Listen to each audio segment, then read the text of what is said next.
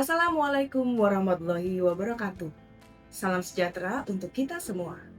Perkenalkan, saya Dr. Gigi Dina Ratnasari, spesialis konservasi gigi konsultan dari bagian konservasi gigi.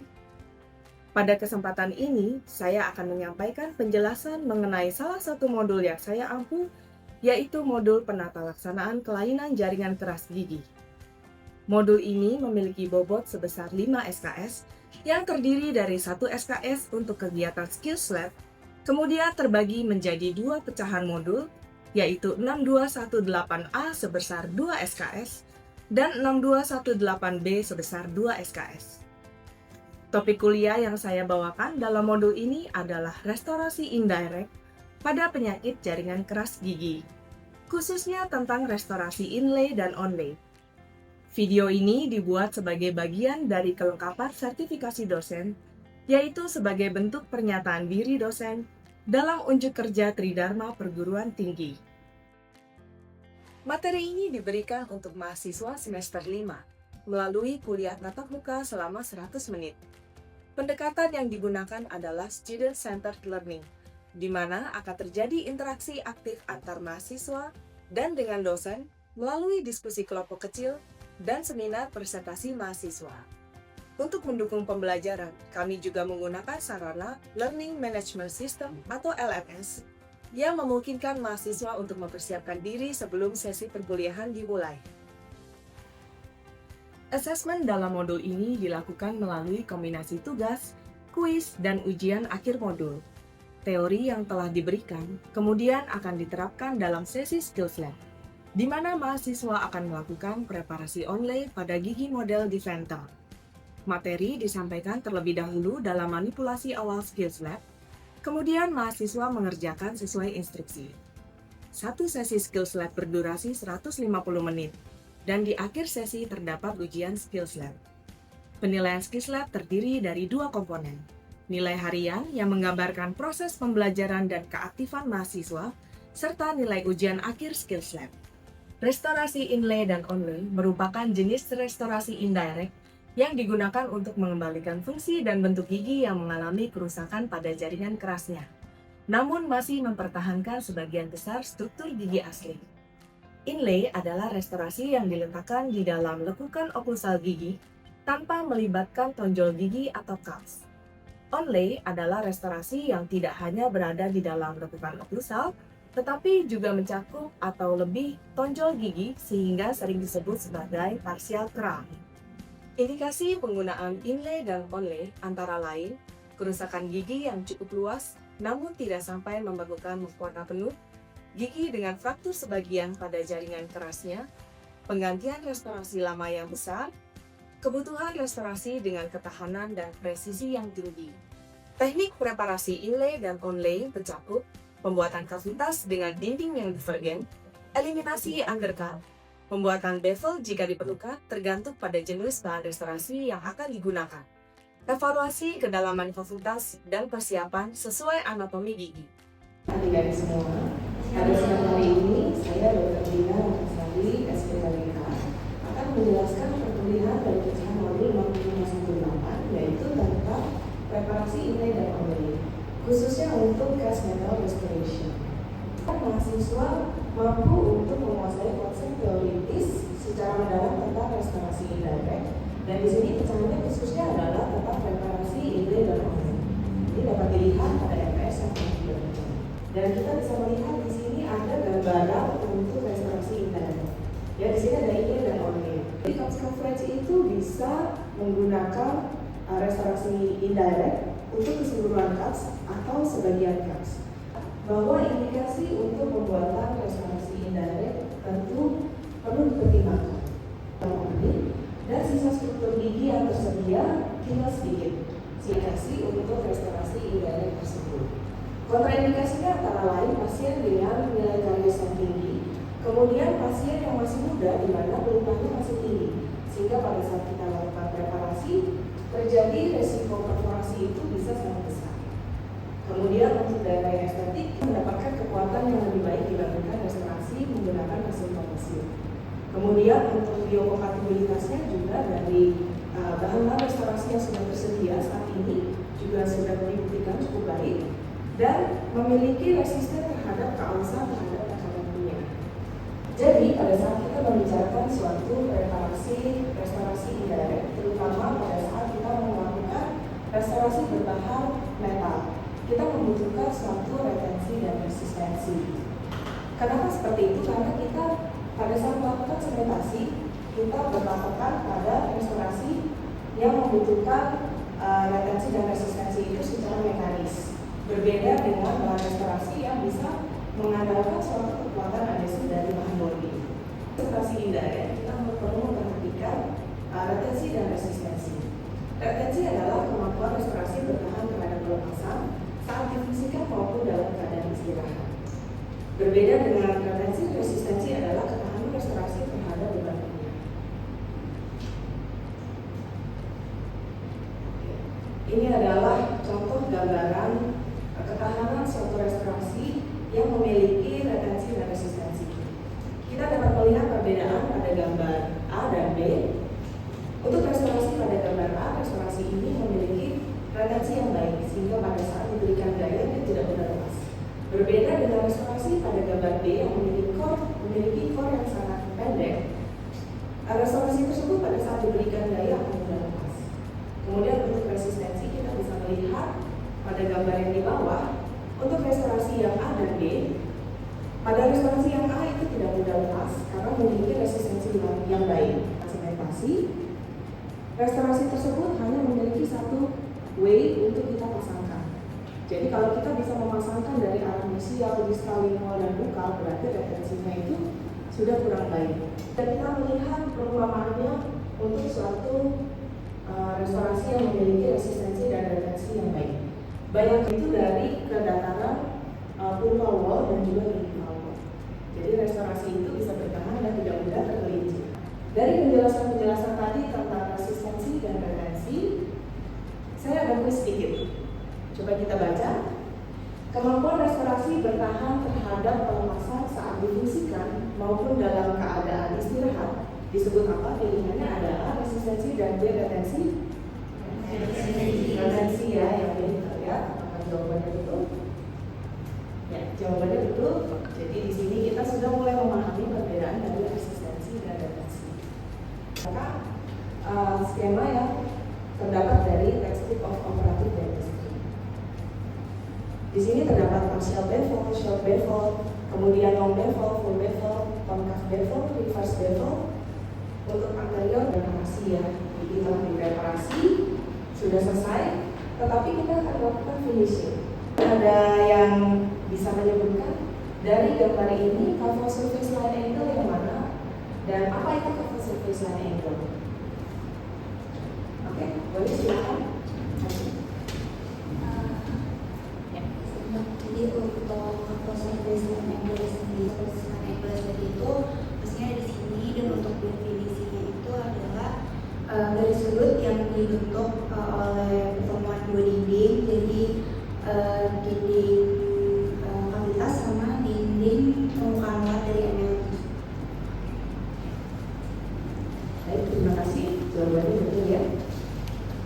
Berdasarkan letak atau permukaan yang terlibat.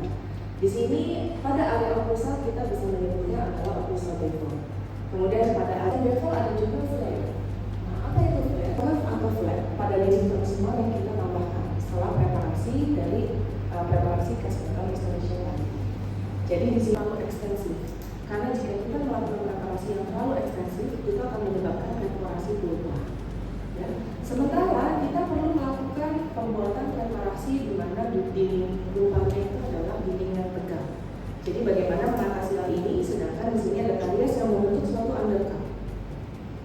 Jadi di sini kita bisa memberikan perlakuan dengan pembersihan karies menggunakan round wool. Jadi dia bisa membersihkan area kariesnya saja. Ya, walaupun terbentuk undercut, dan pada kasus karies yang ekstensif, kita membuang hanya infected dentin. Affected dentin area yang kita ekskavasi sudah keras, kita bisa tinggalkan. Karena affected dentin itu masih bisa terjadi suatu remineralisasi. Ya. Hal ini untuk menghindari resiko dari perforasi tumor pulpa. Ya, jadi kita bisa melihat di sini skemanya ada dua gambar perbandingannya. Ya. Untuk preparasi yang kita lakukan pada gambar yang bawah ini terlalu ekstensif dan terlalu dekat dengan lubang. Biasanya pada kasus yang kita lakukan seperti itu, dalam jangka waktu tertentu pasien akan menjadi diagnosanya berubah menjadi hepatitis tidak tersebut. Ya, jadi yang bawah tidak boleh dilakukan. Kita prinsipnya minimal invasif, jadi kita dapat melakukan preparasi pada skema yang atas. Garis coklat. Jika ada garis coklat, biasanya di situ sudah terjadi kebocoran. Ya, jadi kalau ada komposit lama, nanti pada saat penempatan si komposit pun bukan cuma ini ya. Kalau ada komposit lama dibuang atau tidak, kita bisa lihat restorasinya goyang atau tidak kompositnya.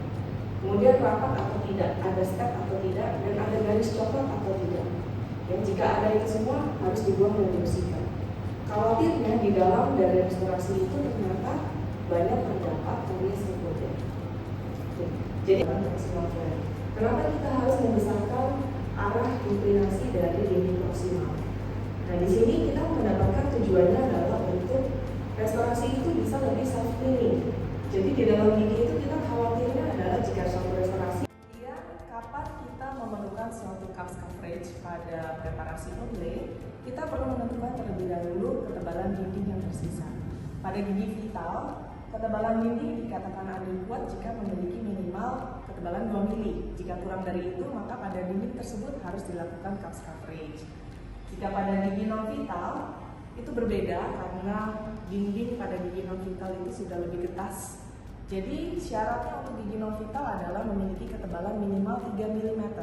Jika kurang dari itu, maka kita lakukan cups coverage pada dinding tersebut. Ini adalah contoh bagaimana kita mengukur ketebalan gigi menggunakan kaliper. Ya, kita bisa mengukur keempat dinding pada gigi molar tersebut. Gambaran situasi jika gigi tersebut setelah dibersihkan kariesnya terjadi undercut. Ya, jika kita mau menghilangkan undercut dengan melakukan preparasi lagi, maka di sini akan dihasilkan dinding yang sangat tipis dan boxnya ini terlalu besar, terlalu ekstensif. Sehingga sebaiknya kita bisa melakukan build up. Kita kembalikan ke anatomi normal. Kita bisa build up dengan komposit ataupun juga dengan GIC. Kemudian setelah kita mendapatkan anatomi yang baik, preparasi tersebut akan lebih mudah, akan lebih minimal invasif. Jika kita membuat box, itu pun juga boxnya minimal, jadi tidak terlalu luas dan struktur gigi yang tersisa itu dapat lebih dipertahankan. Harus di functional cups. Jadi functional cups itu berbeda-beda ya pada gigi atas dan gigi bawah, dan juga kalau gigitannya normal dan gigitannya crossbite itu berbeda. Pada intinya functional cups itu adalah cups yang berfungsi. Berarti apa? Dia berfungsi untuk mengunyah, dia berfungsi untuk menumbuk makanan. Jadi merupakan cups yang masuk ke dalam groove antagonisnya. Oke ya. Kemudian kita bisa membuat bahu di functional cups sehingga kita membuat suatu lereng datar untuk menambah resistensi. Dan ini membuat bahunya jangan terlalu besar, cukup 0,8 sampai 1 mili saja sesuai diameter groove yang kita pilih. Kalau terlalu besar itu berarti kita terlalu ekstensif. Preparasi kita menjadi tidak minimal invasif. Cups yang saya tunjuk dengan tanda panah warna kuning itu adalah functional cups. Jadi cups yang masuk ke groove antagonisnya. Ya, kalau kita melakukan preparasi onlay pada gigi bawah seperti ini, berarti functional cupsnya adalah area buka. Ya, di sini dia memiliki tekanan yang lebih besar. Jadi kita bisa membuat bahu di sini untuk membantu menahan tekanan. Jadi resistensinya lebih baik lagi. Kemudian dapat dilanjutkan dengan pembuatan isthmus, ya. Dan isthmus ini dilakukan kita lakukan initial entry-nya di tengah-tengah. Itu menggunakan round bore sebesar 0,5 mili saja sampai 1 mili maksimal cukup. Kemudian kita mulai membuat area di daerah lekukan occlusal gigi sesuai dengan anatomi gigi. Dan lebarnya itu cukup sepertiga jarak intercups. Jangan lebih dari itu, tapi juga jangan kurang karena kalau terlalu sempit nanti teknikernya akan sulit untuk membuat suatu restorasi indirect. Kemudian kita bisa membuat suatu box proximal. Box proximalnya ini sebaiknya divergen, kemudian internal line angle-nya semua membulat, jangan ada yang tajam. Nah, internal line angle itu yang dimana? Jadi sudut garis ya, sudut ini yang terbentuk di area dalam kavitas. Itu jangan terlalu tajam. Kenapa? Kalau terlalu tajam, pada saat gigi menerima tekanan kunyah akan terjadi suatu resiko gampang fraktur. Terjadi cracknya itu akan sangat mudah. Jadi sedikit kita bulatkan. Kemudian untuk lebar gigi vowelnya cukup 0,8 sampai 1 mili, dan untuk box proximal ini sebaiknya tidak stop di titik kontak. Karena kalau stop di titik kontak itu akan sulit untuk teknikernya membuat batas preparasi, dan juga untuk pasiennya akan sulit untuk dibersihkan. Untuk national restoration. Kemudian kita akan sedikit membahas tentang preparasi, bagaimana sih untuk yang total preparation. Karena sekarang trennya adalah lebih ke arah seramik, ya kan? Nah di sini kita bisa melihat nanti untuk referensinya bisa dicari dari jurnal berdasarkan Ferraris ya, di sini bagus sekali. Contoh dari non-metal restoration itu ada seramik bahannya ataupun hybrid composite. Hybrid composite itu juga mengandung seramik. Cuman karena seramik biasanya lebih keras daripada kasus-kasus yang kita membutuhkan modulus elastisitas yang lebih rendah, kita bisa melakukan atau memilih bahan yang hybrid composite dan juga seramik. Nah, untuk preparasi dari non-metal restoration ini sedikit berbeda dengan preparasi akan lebih baik lagi. Jadi preparasinya bisa lebih minimal. Kita tidak perlu membentuk-bentuk yang terlalu retentif, itu masih bisa ditolong dengan bahan semen. Ya, dan ini kita bisa lihat ini adalah animasi dari gambaran butt joint. Butt joint itu di sini seperti flat ya, tapi sebenarnya dia bukan flat hasilnya. Dia itu mengikuti bentuk dari occlusal plane yang mengikuti anatomi, jadi seperti dipotong. Kemudian untuk yang bevel seperti apa? Bevel tadi yang seperti saya bilang dia membentuk suatu permukaan inclinasi yang baru. Jadi di sini bevelnya terlihat agak miring ya, juga mengikuti bentuk dari anatomi gigi. Kemudian pada gambar yang sebelah kanan kita bisa lihat itu adalah bentuknya shoulder.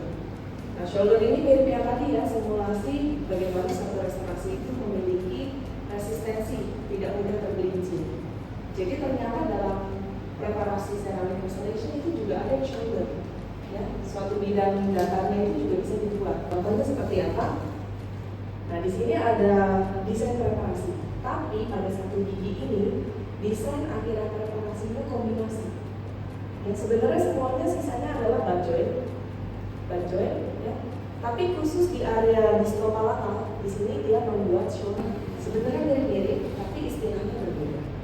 Ya, jadi untuk proximal preparation design terbagi menjadi slot, bevel, dan reach up. Pada gambar ini adalah contoh pembuatan akhirat preparasi proximal slot. Dari sekian presentasi saya untuk perkuliahan dari bersama modul 6518 tentang inner dan outer restoration. Terima kasih, selamat melanjutkan aktivitas. Terlihat garis kecoklatan pada email pit fissure. Terasa sedikit tersangkut pada penelusuran dengan dental explorer dan tes dingin positif. Dan gigi 46-nya sisa akar. Apakah di antara teman-teman ada yang ingin berpendapat mengenai kasus tersebut? Baik, silakan. Ingin menjelaskan bagaimana secara umum anatomi dari gigi, di mana anatomi gigi terbagi atas dua, mahkota dan akar. Pada bagian mahkota terbagi email dan dentin, dan pada bagian akar terdapat pulpa, ligamen periodontal mengelilingi akar, dan adanya persyaratan pembuluh darah serta lamina dan semen. Dari skenario ini terlihat bahwa yang terkena karies adalah gigi molar. Mungkin dari teman-teman apakah ada yang ingin berpendapat mengenai morfologi permukaan occlusal dari gigi molar ini?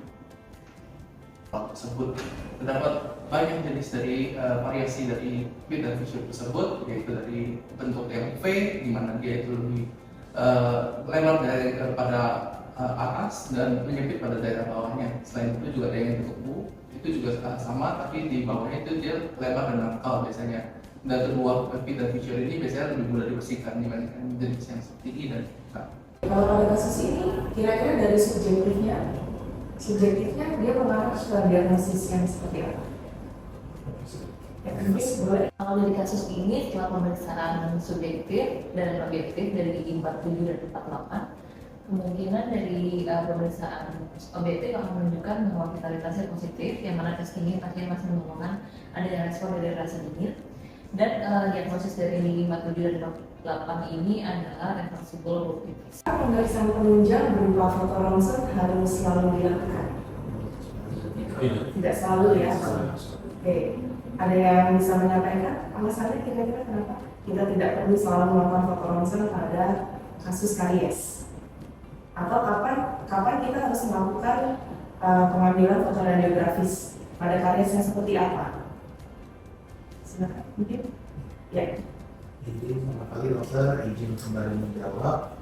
Nama saya Jonathan dari 003. Pemeriksaan radiografis dilakukan pada aplikasi gigi yang cukup besar atau sudah mendekati jaringan pelupa. Ini minimal atau moderat kita masih belum tahu karena pembersihan karies belum dilakukan. Tapi biasanya pada kasus seperti ini, setelah kita membuka, dalamnya biasanya bergelambung. Gitu ya, bisa termasuk dalam. Selamat pagi, perkenalkan nama saya Zivanka Natania, perwakilan dari kelompok D dari Paralel 2, izin untuk mempresentasikan makalah seminar kami. Berikut untuk anggota kelompok kami dan untuk kasus yang akan dibahas yaitu mengenai karies proksimal, di mana seorang laki-laki 35 tahun datang dengan keluhan gigi belakang bawah, kanan gelombang, dan juga ngilu apabila minum dingin. Lalu pada pemeriksaan klinis ditemukan bahwa gigi 46 terdapat karies dan gigi mesial, tes lab positif, perkusi dan palpasi negatif. Pasien ingin ditambal dengan bahan sewarna gigi dan untuk rencana restorasinya adalah penempatan resin komposit. Berikut untuk gambaran klinis dari kasus pasien tersebut. Berikut adalah mind map untuk kasus ini. Dan yang pertama untuk alasan pemilihan bahan resin komposit.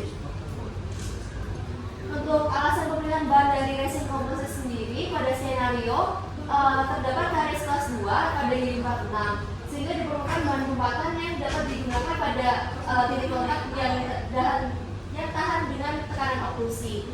Dan untuk resin komposit ini diindikasikan untuk gigi posterior karena memiliki estetika yang baik, mudah dimanipulasi, mempunyai kekuatan yang cukup untuk menahan daya punya, working time yang lama, tahan terhadap keausan, dan ikatan resin akan memperkuat dari kekuatan gigi itu sendiri.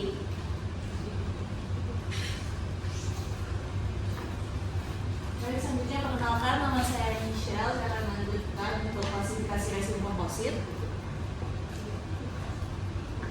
Berikut untuk klasifikasi berdasarkan ukuran dari resin komposit ada macrofill, microfill, hybrid, ada juga nanofill, minifill, dan minifill.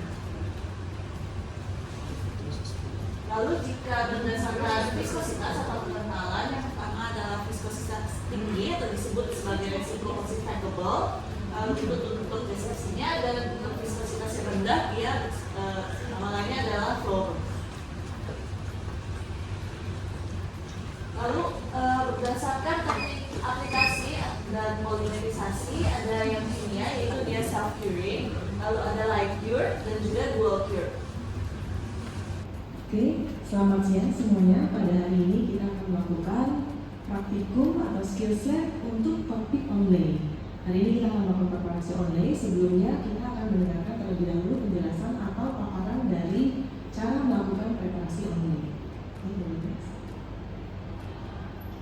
Untuk preparasi online nanti kita akan bagi menjadi dua bagian, yaitu ada initial preparation dan final preparation. Seperti yang telah dijelaskan di perkuliahan, untuk initial preparation akan terbagi menjadi reduksi oklusi dan maksimal box. Setelah semuanya selesai, kita akan melihat kembali kalau pada pasien adalah analisa apakah kita perlu membersihkan untuk kariesnya.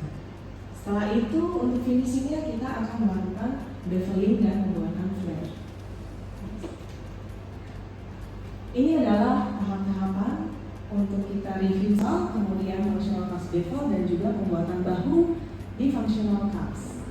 Untuk reduksi oklusal, kemudian untuk functional cups kita akan melakukan beveling sekitar 30 sampai 45 derajat. Nah, jadi kalau kita nanti akan melakukan preparasi pada gigi bawah ya. Jadi kalau pada gigi bawah kita akan melakukan preparasi, kita akan melakukan pembuatan bahu. Dan seperti yang kita tahu bahwa functional cups itu adalah cups yang akan beroklusi dengan gigi antagonisnya. Ya, dan pada saat kita praktikum siang hari ini, kita akan melakukan preparasi pada gigi bawah.